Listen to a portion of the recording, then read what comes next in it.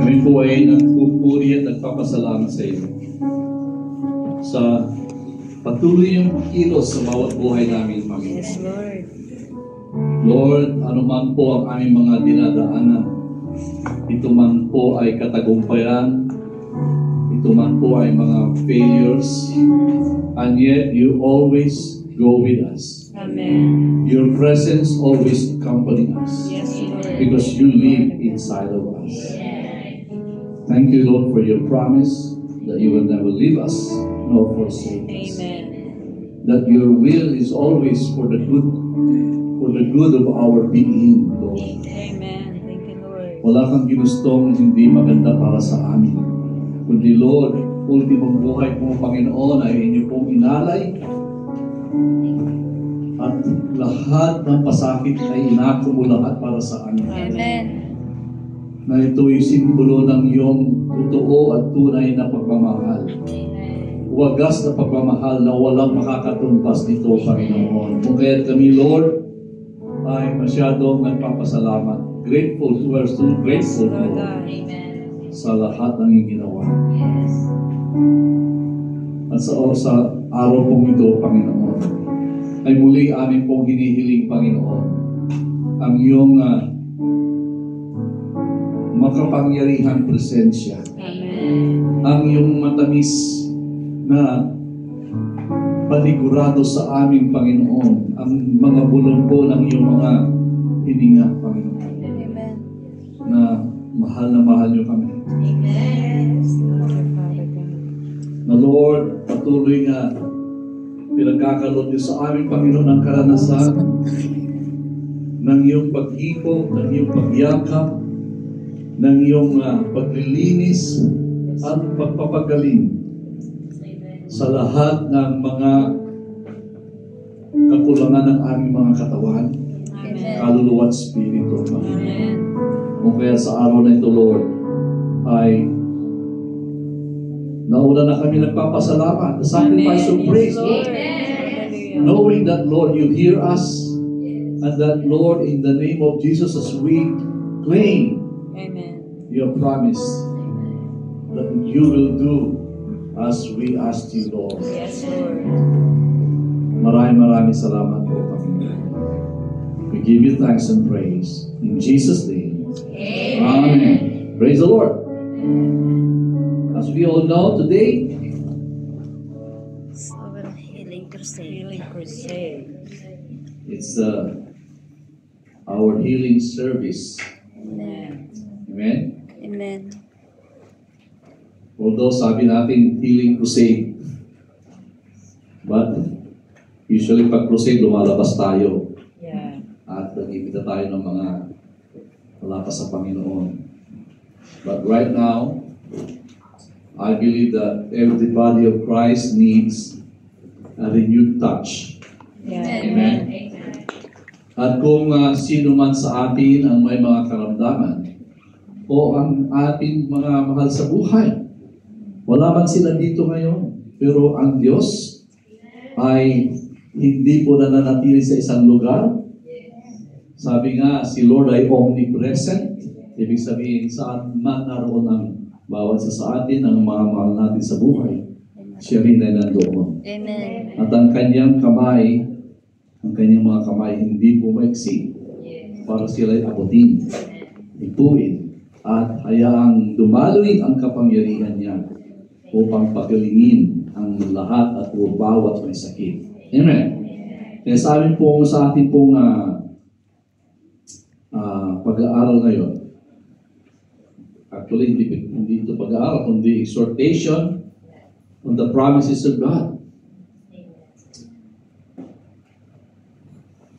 Alam niyo sa John chapter 19, let's go to the scripture. Chapter 19, verse 30, sabi ko dito,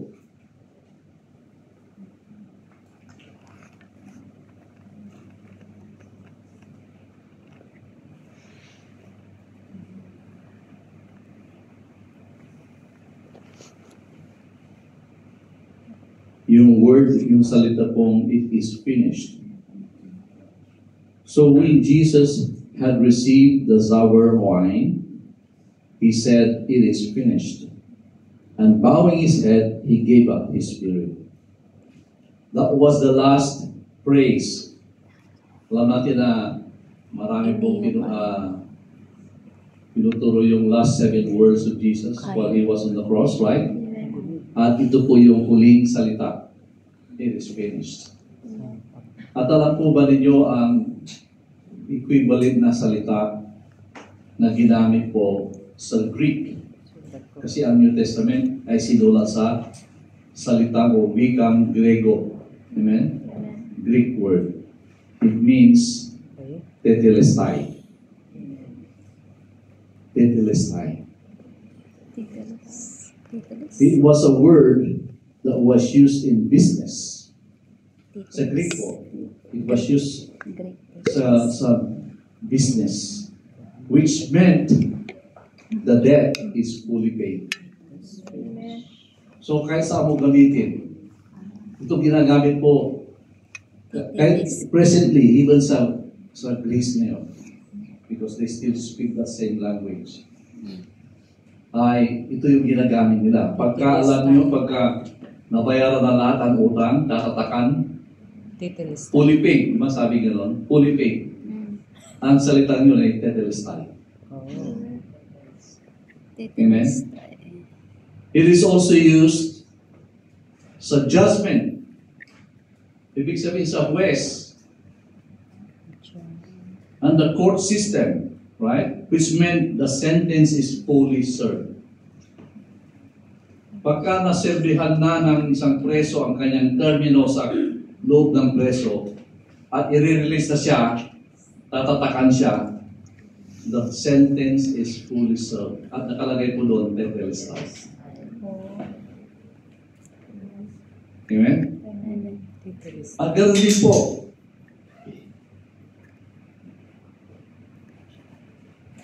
it is also used in the military term, which meant the battle has been fully won. Kaya alam po niyo, yung it is finished, is so small word in English. But in the Greek form, it's so encompassing. Sa lahat ng area ng buhay ng tao, pag sinabing it's finished, ay wala pong naiwan na loose ends. Ibig sabihin, na-circumspect siya. Ibig sabihin, na-balance siya. It's done. Amen. So, sa gera, pag sinabing tapos na yung gera, tatatakan na, the battle has been fully won. Wala, tapos na. Nag-surrender lang kalaban. Or namatay lang kalaban. Or naubos ng kalaban. Amen? Yun po ibig sabihin. So, when Jesus declared tetelestai, it is finished. Hallelujah. Para sa atin po yun. Amen. Amen? Lahat po ng ginawa ng Diyos, magmula po sa creation. Even sa pagplano pa lang ng Panginoon ng creation. Kasi bago naman nag-umpisa ang creation, pinagplanuhan maigi ng Diyos. You know that God prepared for it. Hindi naman lang siya naisip lang, tapos ginawa niya. Hindi po. Ayon sa kanyang damdamin, dahil siya ay isang Diyos na pagmamahal. At gusto niyang ihayag ang kanyang pagmamahal sa kanyang nilikha. At ang pinakal ng kanyang creation ay ang tao. Kung kahit bago nilikha ang tao, kwento na natin muli. Di ba? Ihinanda niya ang pwedeng tirahan ng tao at naisip niya ang earth. At sa earth, mayroon siyang lugar na pinili. At dito ay kung saan niya po itinanim yung hardin. The Garden of Eden. Di ba ba? Amen. Pero bago niya nangyari yun, kailangan niya i-create yung universe para may paglagyan sa mundo. Amen? At hindi lang po yun. Kailangan i-create niya yung mundo na masustain ang buhay ng tao. Kung kaya mayroong air, mayroong vegetation, may mga hayop, lahat po para mayroong, alam niyo yung ecological balance na tinatawag. Symbiotic balance na tinatawag. Yun yung mga science term. Para sa ganoon, hindi mo ubos ang hangin, hindi mo ubos ang tubig, hindi mo ubos ang pagkain, na kahit perpetual ilang libong taon ang dumadaan ay mayroon at mayroong kakainin ng tao, mayroong hihinahin na oxygen ng tao, may iinumin ng tao. Amen. At grabe po yung awa ng Diyos. Kahit ang tao ay sinisira niya ang environment na kanyang tinitirahan. Dahil sa kanyang greed, di mo ba? Yung kasakiman ng tao, yung sinisira ang kanyang tinitirahan. Subalit, maawain pa rin ng Diyos. Amen. Nakakapanatili pa rin tayo. Nakakakain tayo ng masarap na pagkain. Amen? Nakakapag-isip pa rin tayo ng isang lechon na tinuho. Iba yung naglalaway pa, di mo ba? Amen. You know why? Because God is so merciful. Amen. And when nag-delay po yung ginawa ng Diyos, ay nagplano pa rin ng Diyos para bawiin tayo. Amen. Amen. So when Jesus said it is finished, this is what's going to bring you. Okay? Rest. It means, or it meant three things. Your debt of sin is fully paid. Yung utang natin sa pagkakasala, sa lahat ng kasalanan natin, fully paid. The sentence for punishment and judgment for us, okay, for what we deserve, the time of being in bondage has been fully served. Amen. Amen. And the battle against the devil and sin and all the enemies of sickness, diseases, viruses, whatever the enemy has, we have fully won because of Jesus. Amen. Napagtagumpayan po. Kung sinabi po ni Lord na, be of good cheer because I have overcome the world. It means anuman ang ipato ng mundo na sistema ng dyablo ay napagtagumpayan po ng ating Panginoon. Amen. Amen. So, rest in the finished work of the cross.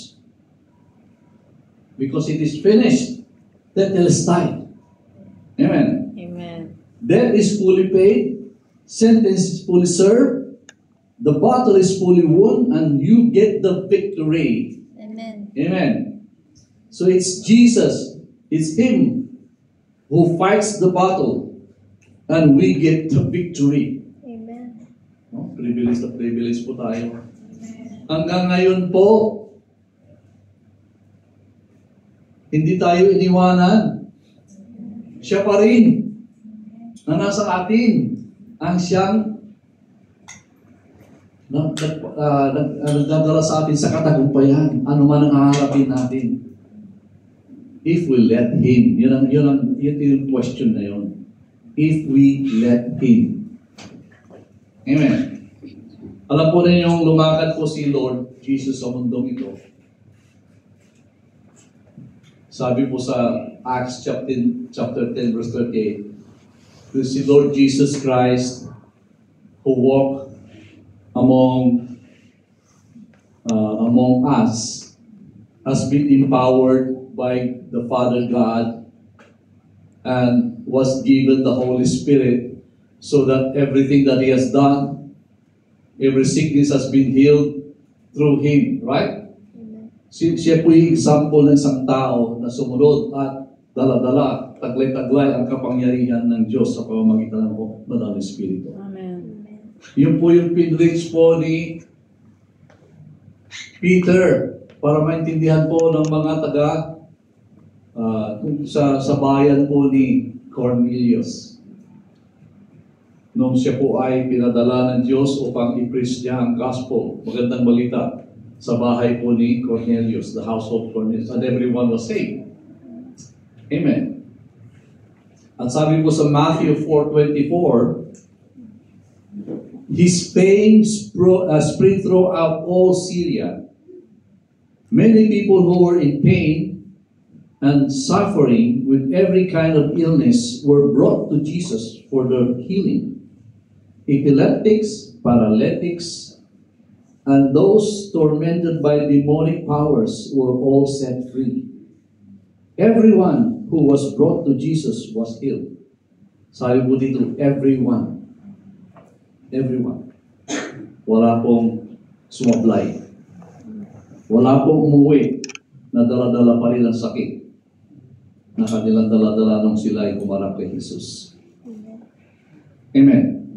Lahat na umuwi sa kanya-kanyang bahay na malaya sa anumang klaseng sakit. Amen. Hallelujah.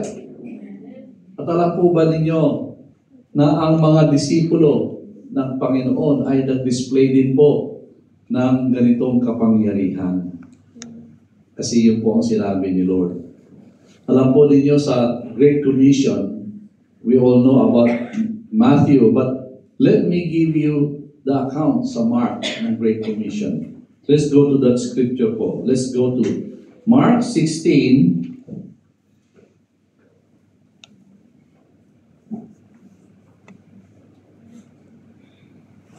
The Gospel of Mark, chapter 16, verses 14 to 18. Sabi po dito, ito po yung si Lord ay nag-resurrect na galing sa kamatayan. Amen? Nagpakita na siya sa mga maraming witnesses na pinili niya.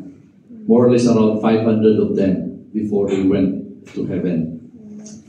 So in verse 14 says, later he appeared to the 11 as they sat at the table, and he rebuked their unbelief and hardness of heart because they did not believe those who had seen him after he had risen. And he said to them, this is the commission, go into all the world and preach the gospel to every creature. Amen. He who believes and is baptized will be saved, but he who does not believe will be condemned. And these things, hindi po niya kinaligtaan. Tandaan niyo yung mga bagay na ito, sabi niya. Will follow those who believe. Susunod ito sa mga nananampalataya na naniniwala. In my name, they will cast out demons. They will speak with new tongues. They will take up serpents. And if they drink anything deadly, it will not by no means hurt them. They will lay their hands on the sick, and they will recover. Amen. So this is part of the commission. Amen? Ano yung commission? Hindi yung commission sa iba. Okay? Nakatingin tayo doon. Commission means God sending, empowering those who believe, doing the same thing that Jesus did. Amen. Diba sabi po sa chapter 14 ng John, verse 12, those who believes in me, he who believes in me, all the things that I have done, he will do also. Amen. And greater things than this. Sabi po niya. Amen. Lagi kong sinasabi po yun sa inyo. Paborito kong verse. Ibig sabihin po, isinali niya sa akin yung kapangyarihan na taglay niya. Amen. Kasi lahat ng ginawa niya, kaya nating gawin. Amen. Ang sabi pa nga, hihigitin niyo pa. Well, of course, hindi po yung higitan na mas malakas pa tayo sa kanya. No. It's because during our times, iba na yung panahon. At of course, in the eyes of men, mas greater yun. Kasi itong panahon na yun, wala pa namang milyon sa kanilang lugar. Amen. Ngayon, isang meeting pa lang sa Africa, milyon na masisave. So, it means it's greater, right? Amen. But not in power. Yeah. Amen. Amen. Amen. So, what I'm saying here, so, alam niyo yung problema lang ng tao, lahat pinaghinandanan ng Diyos eh. Wala na tayong poproblemahin pa eh. Ang poproblemahin natin, wala tayong problema tungkol sa Diyos eh. Yeah. Kasi ginawa na niya yung dapat niyang gawin para sa atin. Sabi nga niya, tetelestai. Amen? Hindi ka na pwedeng bumalik sa kanya, Lord, bakit kulang ito? Hindi ka na pwedeng bumalik. It's given. Everything is given. It's up to you to believe. Yeah. Kaya sabi po niyo sa, kinote ko lang kanina, those who believe in me. Amen? Hindi lahat makakagawa. Doon lang po sa naniniwala, nagtitiwala kay Kristo ang makakagawa ng mga bagay na ginawa niya. At alam niyo pa, yung mga sila Peter, di mo ba, pag titignan natin,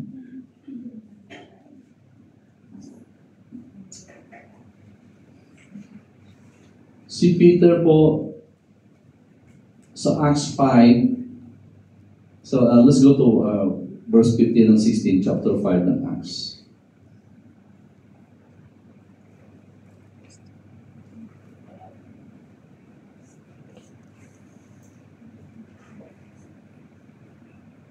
Let's go to verse 14. Unbelievers were increasingly added to the Lord, multitudes of both men and women, so that they brought the sick out into the streets. Kasi sa dami, hindi kulang na isang araw para ilihas pa sila isa-isa. Imagine, yung buong Israel, yung mga nananampalataya naniniwala na pupunta na doon sa lugar na sa bayan ni Peter. Amen. At alam nila kung saan siya dumadaan.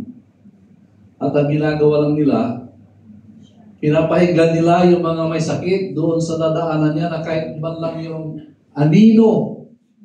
Dapuan lang sila ng anino ni Peter, ay gagaling na sila. At sabi po dito, let's continue reading. So that they brought the sick out into the streets and laid them on beds and couches, that at least the shadow of Peter passing by might fall on some of them. Amen? Also, a multitude gathered from the surrounding cities of Jerusalem, bringing sick people and those who were tormented by unclean spirits. And they were all healed. Amen. Ibig sabihin, lahat po tayo, if we live like Peter, umaapaw yung kapangyarihan ng Diyos. Hindi na mag-i-effort si Peter. Si Peter walang kaalaman na, lalakad lang pala, nahihil na yung mga nadadapuan ng mga anino ni Peter, di mo ba? Amen. How much more pa yung mga nililihas niya? At ano ang nakita natin dito? Dahil sa pananampalataya ng mga tao na nagdadala ng kanilang mga may sakit. Amen. At yung mga may sakit, disudarin po ako doon. Amen? Pananampalataya po yun. Imagine, they believe that God moves in these people. Amen.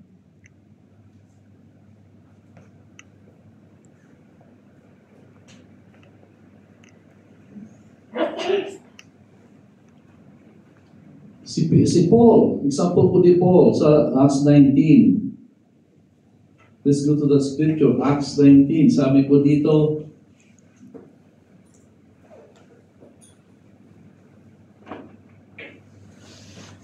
kahit po yung handkerchief, yung apron. Amen? 19 verse 12.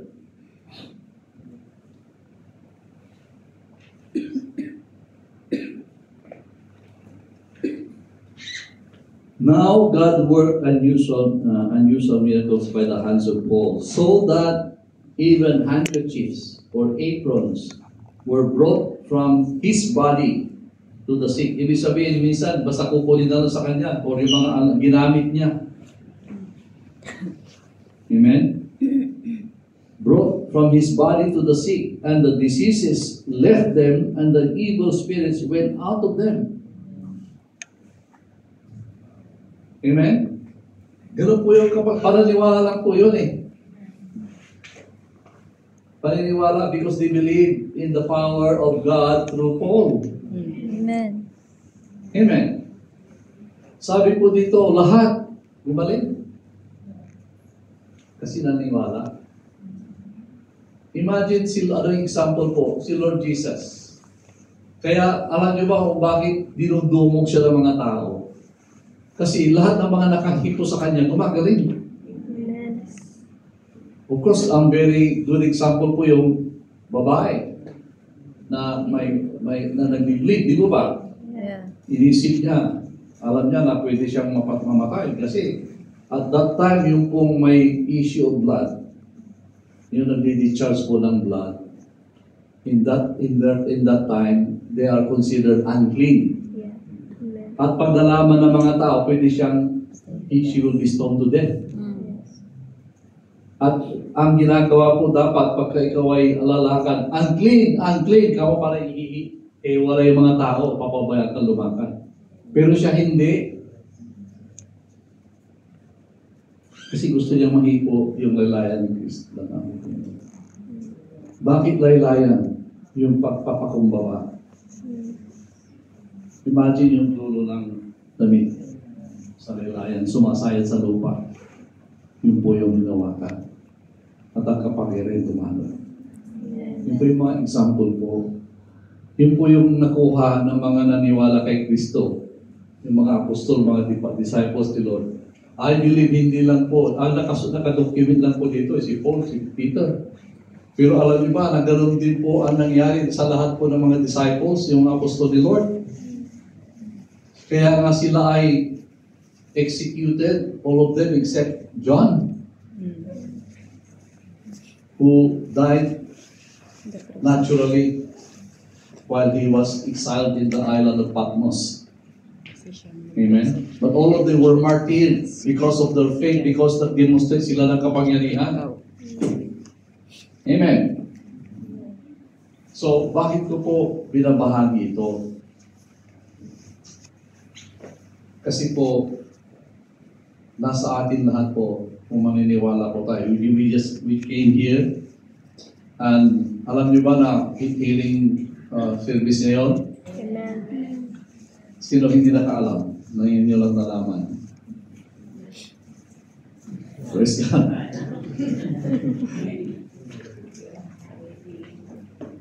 Knowing that this is the healing service, dapat prepared yung heart natin, yung faith natin, di ba? Amen.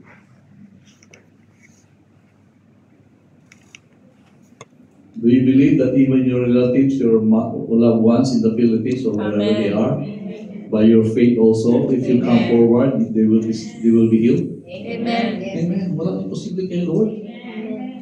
Because the Word of God is alive. Amen. Amen. Kung ano yung binigkas ni Lord noong pa hanggang ngayon, ay totoo pa rin hanggang ngayon. At magpakailanman pa. Because the Word of God never changed. Amen. It never changed with times, with places, kahit geographic place. So kaya kung ikaw ay masakit, kung punta ka ng buwan, may kasama ka doon, gagaling ka pa rin, sakop pa rin ni Lord yun, di ba? Amen. Because the Word of God does not change. Alam niyo yung natural law, mag-change. Ang gravity, nag-change po sa distance, di ba? Pag ikaw ay mataas sa basta, wala ka ng weight. Kasi wala na yung pull of gravity, kaya ka naglulutang-lutang ka na lang doon. Di ba, alam niyo yung mga spacecraft, yung space station, umikot lang doon, nasa isang neutral place, umikot lang. Ang mabigat doon, tunilada yun. Pero bakit nananatili? Wala na nagpapower yun para manatili doon. Hindi, nandun lang siya.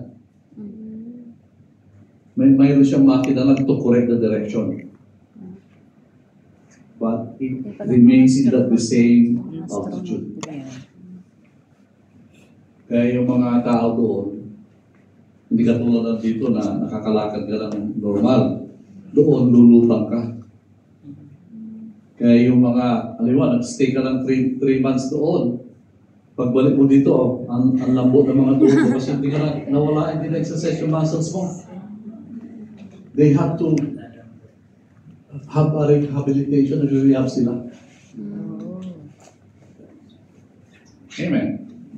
But the Word of God never changed. Amen. It's the same power here on earth even in space. Amen. Amen? Amen. At even in time, mula nung binitawan ni Lord sa kanyang bibig ang mga salita niya hanggang ngayon, nanatili pure, hindi na bawasan ng 1%. Amen. Still the same 100%. Whatever it said is always the same. So ngayon, kung nagpagaling ang salita ng Diyos noon, how much ngayon? Amen. Amen. Hallelujah. So, why I am sharing this? Because I want that your faith is boosted. Kasi alam niyo yung sabi nga ang miracles na matitanggap mo ay katumbas lang ng faith na mayroon ka. Amen. Amen. Of course, may mga instances na yung faith ng ginagamit ng Diyos ang ginagamit. Kahit na walang faith yung nililihans. These are instances where God wants to touch His people. Pero tayo, yung mga hindi nananampalataya, okay. Pero tayo lahat mananampalataya. Kaya gagamitin din ni Lord yung faith natin. Ako mas po na alam natin yon, pero kung hindi mo ini-exercise ang faith mo, that's different. Amen? Because you knowingly deny. Yung pong walang alam kay Lord, excusable po yun. Ginagamit ni Lord yung healing sa kanila para makakilala sa Diyos. Pero tayo alam natin ang kakayanan ng Diyos. Gamitin din natin ang pananampalataya natin. Amen. Those who minister and those who come to be ministered should have the same faith. Di ba? Amen. Hallelujah. Amen. At sabi nga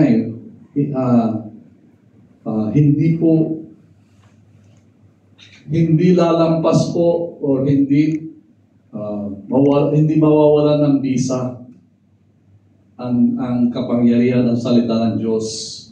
Amen? It is only when we believe that is fully released. Yung pag-release po ng kapangyarihan depende sa pananampalataya.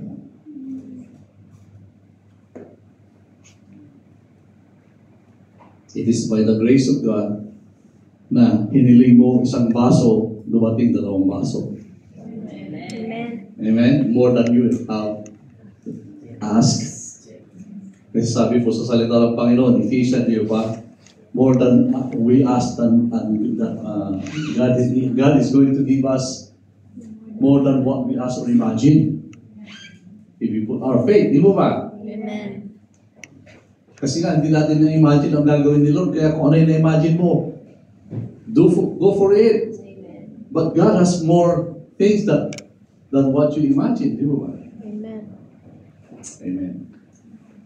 So do you believe whatever you are requesting na hindi lang po pag sinabi natin healing service or crusade is not bound only sa physical. Kasi ang tao po ay mayroong 3 bahagi. Diba? Spiritual, soul, and body. Physical, emotional, psychological, and spiritual.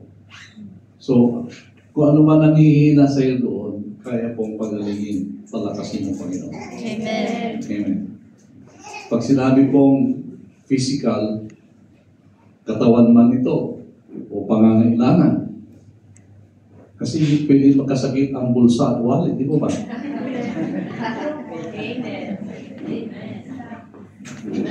Pwede ang isang wallet ay mapilay, di po ba? Amen. Kayang himasin ni Lord para magkaroon ng paniniwala lang po, di po ba? Amen. Kapag kayo nagka-problema, anumang bahagi ito man ay financial, physical, or whatever it is, huwag kayong umiyak na discourage. Dapat ma-encourage kayo. Dapat na sa pamamagitan ng mga pagsubok na yan ay makilala niyo ang Diyos. Maranasan niyo ang kapangyarihan ng Diyos. Di ba? Do you want to experience the power of God Amen. in every area of your life? Yes. It's by faith. Amen. Amen. It's the promise of God. Yung pong binayaran ni Lord, kasama po lahat yun. So are you ready? Amen. Are you ready to receive? Amen. Hallelujah. Alam ni Lord yung nasa puso nyo. Baka sabi, amen, ano ba yun?